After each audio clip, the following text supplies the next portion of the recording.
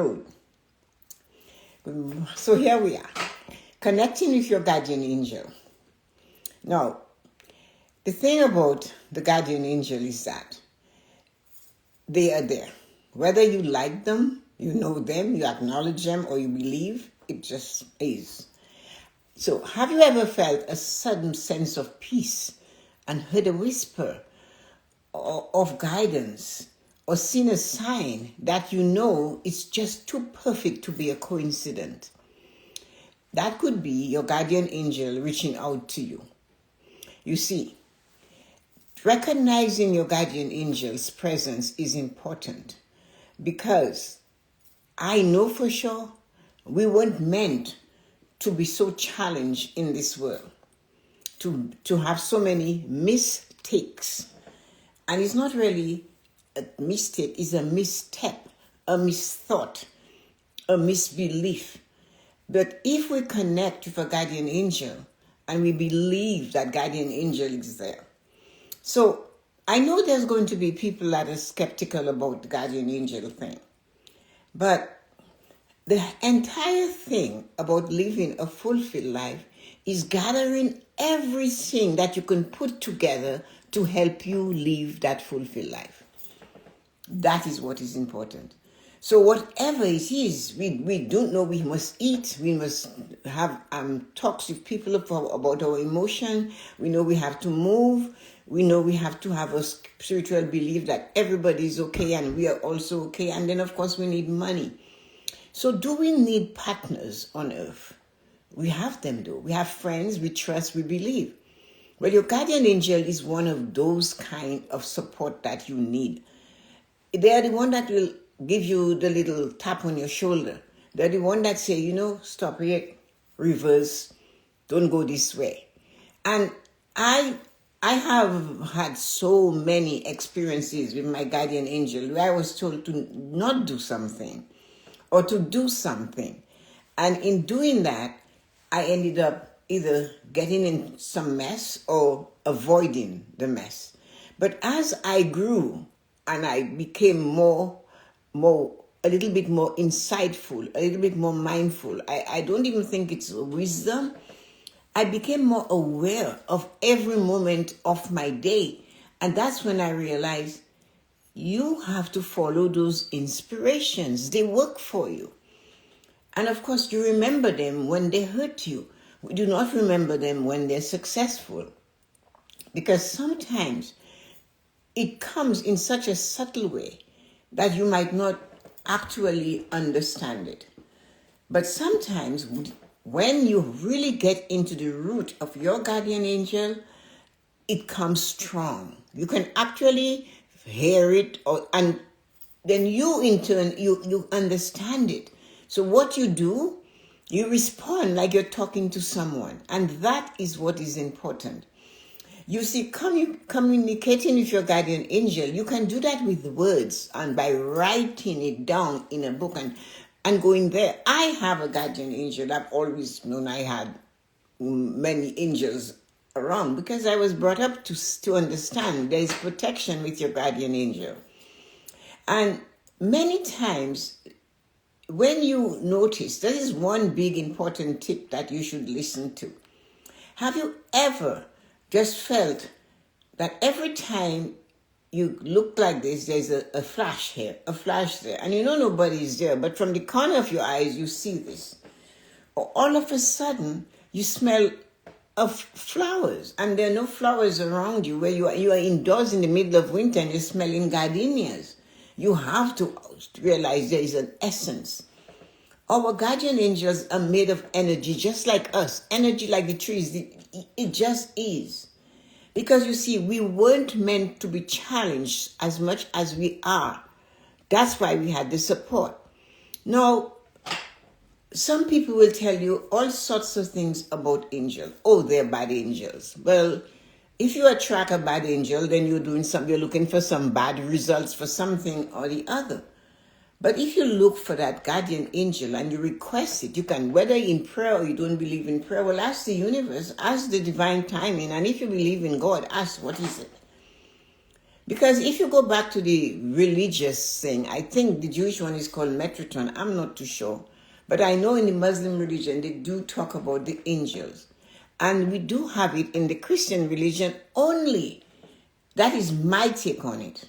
I certainly believe that the pastors, the priests, and all of these people in the Christian religion knows how strong a human you can become in your thoughts, in your actions, your deeds, if you believe your guardian angel is at your side. But if you have that, they are so fearful that you will not go to church. You will not come to listen to their sermons. You will not donate. You see. So they gave us just enough that they just couldn't not give us to tell us about the Christian God. Because you see, his birth was announced by Archangel Gabriel. So they had to tell you something to convince you that yes, this Christ was foretold that he was coming.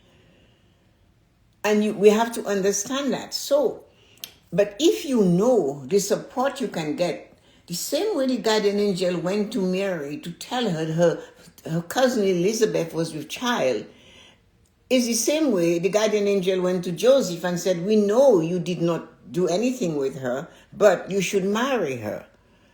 And then all of a sudden they stopped. They stopped telling us that we should depend or call or ask guidance of our guardian angel. They just closed the door. I am that. I can interpret the Bible, I can read. But if you can read and write, you can continue reading and you will hear and you'll get further and you go back. And Jacob wrestled for an angel all night to get an answer. So they do. Your guardian angel, whether they came at conception or whether they came to you at birth, I don't know. But I know and believe we all have a guardian angel. The thing is, it's like a good friend on earth. And just relax and know and believe. If I need help, before I take action, I can perhaps say, my dear guardian angel, is that a good thing for me to do? And pause. But you see, awareness and is pausing. So because life was not meant to be a constant challenge. Your guardian angel's mission, the guardian angel mission, right, is to support, guide, and protect you like a loving friend, like a parent who is always by your side. But our guardian angels knows that we have free will. So they will never just jump and grab and, they're there. It's like the friend that when you're talking and telling the story of the pain or the joy and the friend just shuts up and listen to you. That is what the guardian angel is like. They will never control you or take your free will from you. Remember that. Your guardian angel is a support, is a member of your team. A member that will go out and help you arrange it. Many people have told you, I was driving, people will say, and all of a sudden I realized I called on Archangel Michael, and all of a sudden the car came to a stop. You have read about it, you've heard it. So the thing about our guardian angel is that it is simple, easy communication every day. I have a guardian angel for sure. My guardian angel's name is Joyce. And I didn't plan that name. I didn't know the name of my guardian angel. And one day I said, well, you have to have a name. So what's your name? And the first name that dropped into me is Joyce. If you know me very well, you know Joyce. If I'm looking for a name, it's not going to be Joyce. It will be something, Joyce something else and something else attached to it, right? Because of my personality. So I said, okay, so it's Joyce, and Joyce it was, and I kept it going. Now, if you are already sensing artists, like I have a friend Candice, and those people that design things, you always get guidance where to go. But it's almost like you have to have tunnel vision of you the individual. that you are special, you are unique, you're not like me or anyone else, you're like you. And if you believe in that, then you will find that your creative ideas, not because it's an art, it could be work. You have a project and you call your guardian angel, you don't know the name yet. And especially you call and say, I really need some guidance here. I really don't know what to do. Before you jump and just go in with feet in dirty, muddy water. And then you find out, oh my God, it's much deeper than I think. But if you tap into your guardian angel and say, I have this to do. Can you help me? Can you guide me? And your guardian angel will. Now, here's something that many of my friends and followers have experienced. There is a name that you cannot shake. There is a name that you sometimes call people that is not their name. You know them for years, and all of a sudden you're calling them by a name that is not their name. And they're telling you, why do you call me by this name? Or you have a name and you said, you know what, I should have named my son, my daughter by that name, but you didn't. And you have that name. I will tell you, if you're looking and you believe you have a guardian angel, once you have put that in motion, your next step is, what is your name? And in 3 days or less, you will find out what the name is. But if you have a name that you cannot shake off, you say it when you are not thinking of it. You call people by it. That name could be the name of your guardian angel. Try using it and saying, okay, your name is Tom. And because you're female, be careful, you do not always get a female guardian angel. Your guardian angel might match your personality. You might be a male and you have that a caring, a different type of personality than others. And your guardian angel could possibly be female. And you might be a male who is, determined, focused, and your guardian angel ends up being a man that is aggressive and that will talk to you. So you see, your personality and your guardian angel's personality has to match up. Just like your personality matches up with your friends. You know this saying, birds of a feather flocks together. So that's the same thing. And before you get scared because of a situation coming up that you have to deal with, because you have to hear bad news from the doctor, because you have to hear good news, but you really are scared it will not last. I met somebody, you say, I really feel good about that person, but I'm so scared that it won't last. The last 3 relationships I had didn't work out. Or the last time I went to the bank to get a loan, it didn't work out. Now, here is something that I use every day. And I ask those people that are dear to me and close to me is to also try to use this to help you. Make an effort, take an action to do that. And that is, in the moment of pausing, pause. We all face different types of challenges and successes all day. No life is just full of challenges. If you believe that, then that's a lie. Life has yin and yang, black and white, this and that, dark and sunlight, winter and summer. So there are both sides to the coins in everything that we see. So this is for that reason that you must remember in the dark moments, but there are moments of clarity. And that is what is important. In those moments when you're feeling lost and you do not know what to do, take a few minutes and say, to your guardian angel, if you know the name, call your guardian angel by name. And ask, if you were me, what would you do? And you do not have to predict and say, I want this and I want that. If you knew what you wanted, then you would go do it yourself, wouldn't you? But when you come to that crossroad, to that spot in the road where you do not know whether you should turn left or right, that's when you go to your guardian angel. That's when you say to your guardian angel, if you were me, what would you do? And then let it go. Let it go. Building a relationship with your guardian angel is like any relationship. The more you spend nurturing it, the stronger it becomes. It's as simple as that. The thing about your guardian angel's relationship, it's not different to the relationship that you have with people in your life. Those that you nurture and those that you care. The people that you phone and you talk to, they send a note, you call happy birthday.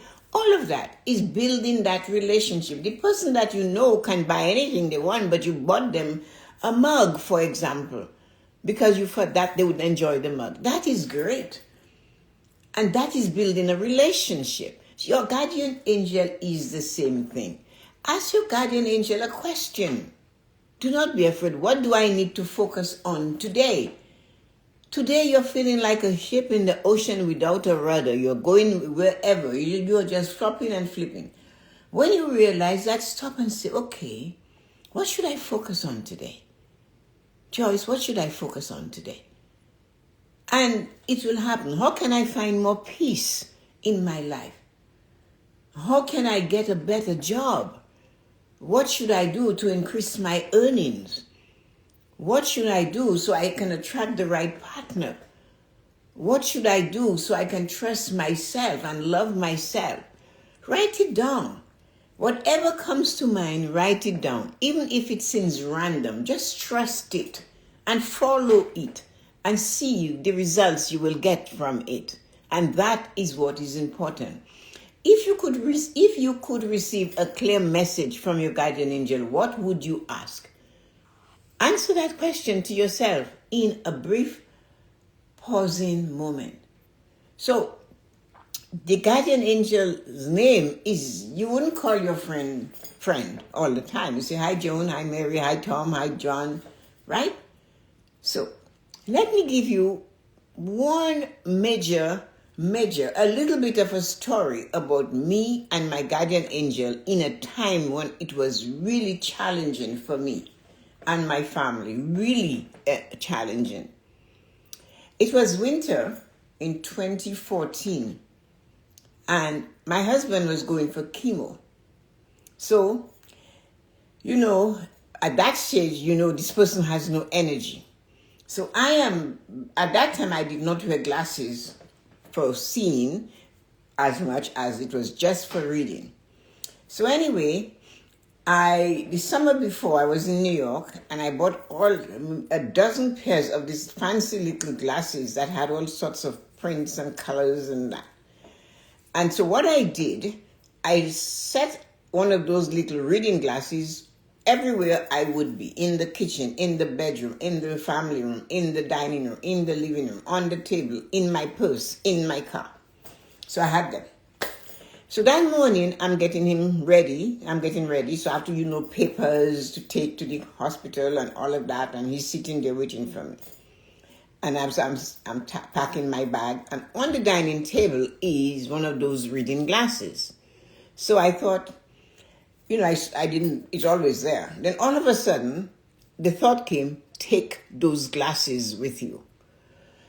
So as you guys are getting to know me better, I responded. I said, you already know I have one in my purse. Why are you asking me to take another one? And I said it just like I'm saying it to you. So my husband heard me and said, well, excuse me, what? He thought I was talking to him. And then I responded after I said that, well, okay. So because you asked me to put this extra pair of glasses in my purse, I'm going to do that. So I took the one on the dining room table. I stuck it on one of the pouches on the side. I was really, you can tell, reluctant to do it, but I was not going to let that be a regret because I know what that's like. So off I went and got ready. Got to the hospital, and this nurse comes in and she sets us to sit there. So I have my iPad, I took his coat, I'm carrying everything. And so I set everything down and I put his reading glasses on and I started reading. He was just vegging. And then another nurse came and said, "Oh, you guys are in the wrong place." So I'm gathering things. So remember, I don't need this for seeing, so I took it off. But in gathering things and helping him to get to where they wanted me, glasses disappear. So anyway, they put him on chemo, and then I realized I didn't have the glasses. I went to the nurse and I said, "I just dropped my glasses somewhere." "Oh, no, I did not see it." "Okay, whatever." And then she comes to me and she said to me, "Here's a prescription. Go to the pharmacies and get this for him." So off I have to go. I have to drive. I get to the pharmacy. He gives me a form to fill out, and I can't see to read it. So, and then I remember, oh, I have that other pair of glasses on the side. So I just put it on, signed the form, read the form, signed the form, got the prescription, going back to the hospital. I was quite contented to have, I lost it, I just gave it up. I looked, I couldn't find it. So anyway, fast forward 2 weeks later, going back to the hospital again for chemo. So the case is still in my purse for the lost glasses. I went in to pull up, take the case and just put it away because I don't need it anymore. And something said, "No, leave the case in there." So I left the case because now I'm obeying. I went to the hospital with him again. And while I'm sitting and he's having chemo, this nurse comes up to me to give me a form. And she's wearing my psychedelic glasses from New York. I took a deep breath and I said, "Where did you get those glasses?" She says, "Winners, Home Sense or whatever." She told me Winners and whatever the other one, Marshalls. She gave me those 3 names. I said, I said, "That's funny." And I opened my purse. I said, because I have the case for this and I got it in New York last year. And then she said, "These are yours then." And she gave me my glasses. That was me following the guidance. So that's how it can become. You will hear thoughts, follow them. Do not negate them and say, "I don't care. That is just me thinking." Yes, it could be. But what if it's not you? And what if I had not taken the glasses with me? What would have happened? I couldn't read the form. Would I just sign it blindly? I had to check little boxes. You know what those forms are like. So it's important for you to realize your guardian angel has to be told, "I am open to knowing your name. I'm open for you. Please reveal it." And it might be the name that you've been calling your friend all the time or somebody at work. I had one friend that calling this lady Renee, and her name wasn't Renee. And for weeks and weeks and weeks, she couldn't find her guardian angel's name. And then one day she's telling me, I said, "Why don't you try this name Renee then?" And then she said, it's almost when she called Renee, she said, I just felt, and that was her guardian angel. So they do come knocking, especially if you need them. But you have to be aware. That's why you need moments, a name that you cannot shake off. This could be your guardian angel. You have to have those moments of clarity so you realize that for yourself. So always acknowledge you're connected to your guardian angel. I'm open to receiving divine guidance, my dear guardian angel. I'm deeply connected. Another way to use your guardian angel that is very, very effective. But you know what there's warning before you do this. If you ask for help, that doesn't mean you are not going to be worried or concerned about it. Yes, you will. But when that happens, use your index finger like this and say, "Okay, Joyce, you got this, right? You got this." And that's what I do. Because if you gave me something to help you with, and you believe you can fix it after you found out you couldn't and you gave it to me, your guardian angel cannot say, "No, I'm going to handle that." They won't say no. They'll just release it back to you. It's your responsibility. So if you have a relationship, it's powerful in relationships.